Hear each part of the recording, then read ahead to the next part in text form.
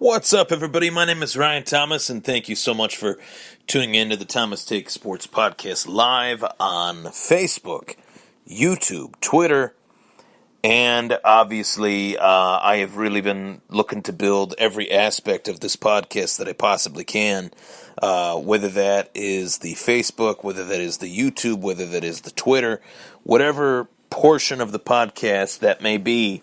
I've really tried to promote it and make it bigger and better than ever before. And the Thomas Take Sports Podcast Instagram, you can follow me at Thomas Take SP, as well as my Twitter at Thomas Takeover. Feel free to hit me up with a follow and send me any questions that you guys might have in regards to the wide world of sports.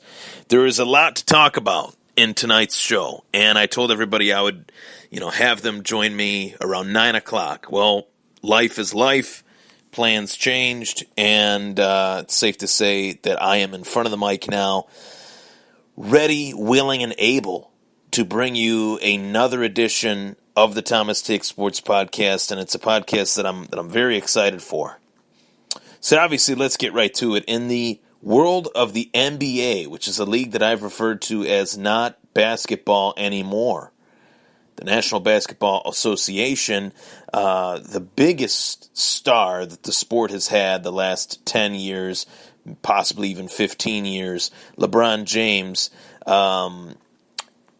obviously is no longer a Cleveland Cavalier.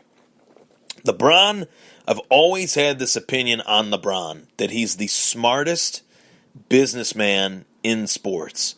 There is nobody that has been able to perfect the art of sports business like LeBron James. What I mean by that is every single day since he was drafted into the NBA back in 2003, he has been the topic of discussion since day one. There has never been a player talked about in NBA history more than LeBron James. None. Not even Michael Jordan. In terms of mainstream coverage in this day and age with social media, there's never been a player as scrutinized. There has never been a player as praised. There has never been a player like LeBron James before, and there probably will not be a player like LeBron James after he decides to hang him up. And dating back into the middle of his career when the ESPN decided to do the decision and they decided to go the route they did in promoting his free agency and promoting his ability to go to another team, or the likelihood that, or unlikelihood that he'll go to another team, quote unquote, his decision, the decision, was so scrutinized by so many people that when LeBron decided to head to Miami, he was chastised, his jersey was burned, he was essentially thrown to the wolves, and I've never understood that. I've never understood that for a lot of reasons. One, mainly due to the fact that he did everything he possibly could for Cleveland at that time. In order for Cleveland to get better, he had to leave to allow Cleveland to get themselves players like Kyrie Irving, like Tristan Thompson, like Andrew Wiggins, who they ended up sending packing in a trade for Kevin Love. So LeBron leaving the first time essentially made the Cleveland Cavaliers, gave him a shot to somewhat tank, be bad, and LeBron, leaving would help Cleveland get better. So I never really understood that logic. I've never really understood why fans hate LeBron James as much as they do. Particularly why basketball fans hate him for that as much as they do, particularly why Cleveland fans hate him for that. Fast forward a couple years later, 4 years go by, he wins the championships that he won with the Heat, the 3 championships, I believe, with the Heat, or was it 2? I think it was 2. And he decides to go back to Cleveland, join forces with these guys that they have, the Kyrie Irvings, the Tristan Thompsons, and the Kevin Loves, obviously. They go to the finals every year he is back in Cleveland. They won 1 finals appearance in 2016, lost the other 3 to the Golden State Warriors.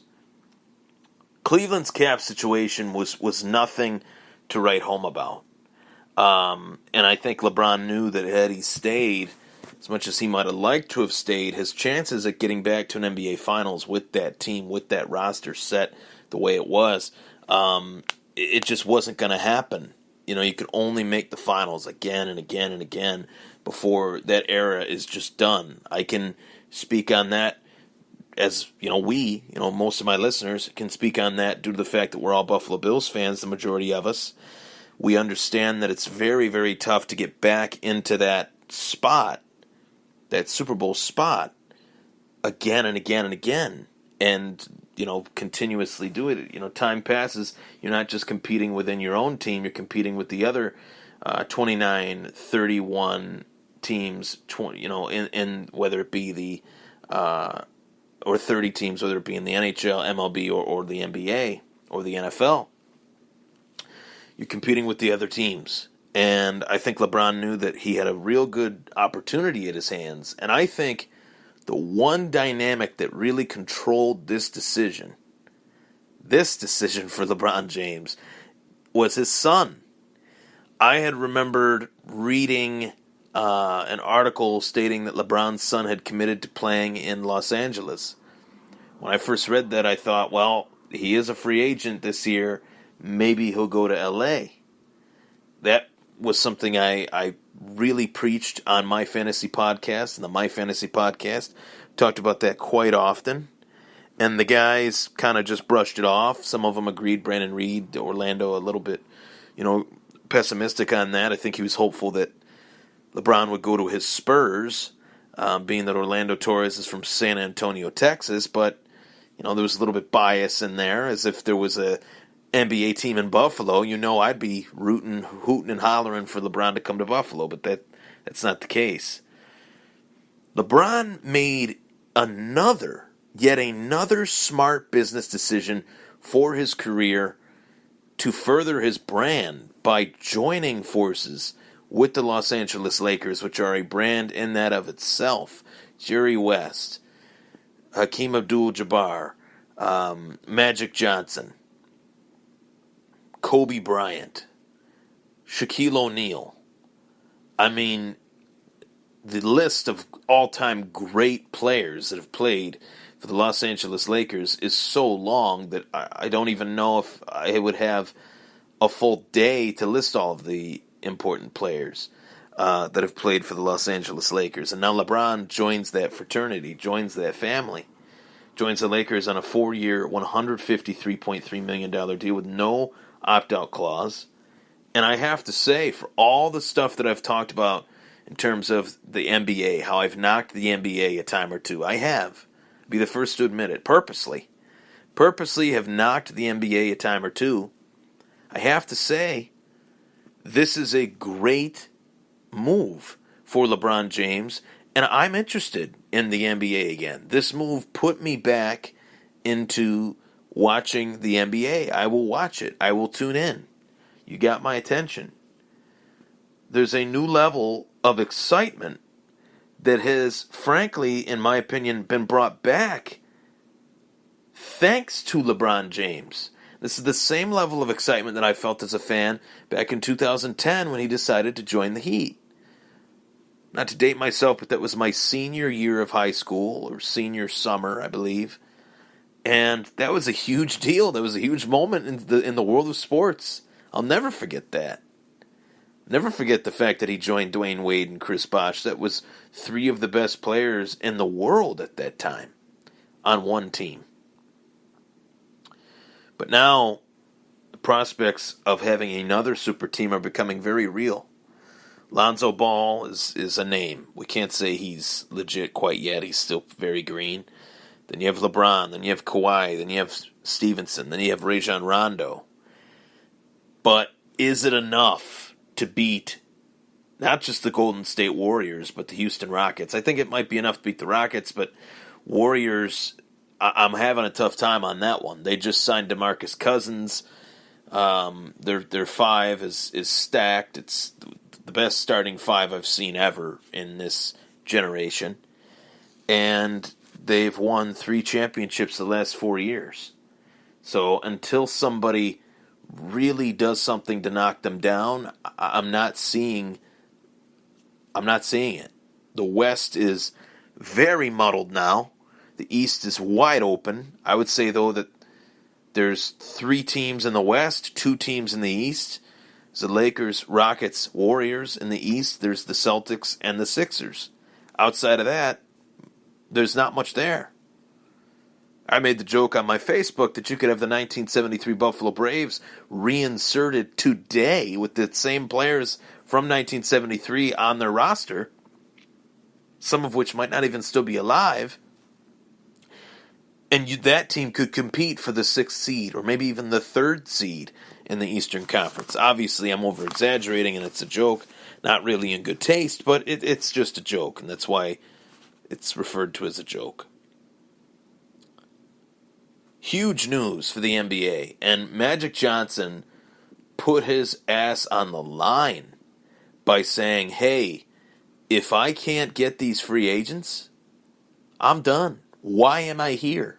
What is the point in my state of my career and my life to be the president of the Los Angeles Lakers? I'm the greatest Laker to ever live. I don't give a damn what anybody says about Kobe Bryant or what anybody says about any other Laker that's played on this illustrious franchise. The best Los Angeles Laker ever is Magic Johnson. It always will be. Always will be. Just like we could say, just like Babe Ruth will be considered the greatest Yankee, I'd say. Just like Ted Williams will be considered the greatest Red Sox. Just like Joe Montana will be regarded as the greatest 49ers quarterback, despite what Steve Young did in his career. That's just the reality of it. It's just the reality of it. I really feel as if Magic really put his ass on the line. And good for him. Good for him to step out and say, if I do not do this, I'm a fraud. And there's no point in me being here. He put a lot of pressure on himself. Very ballsy move, to say the least.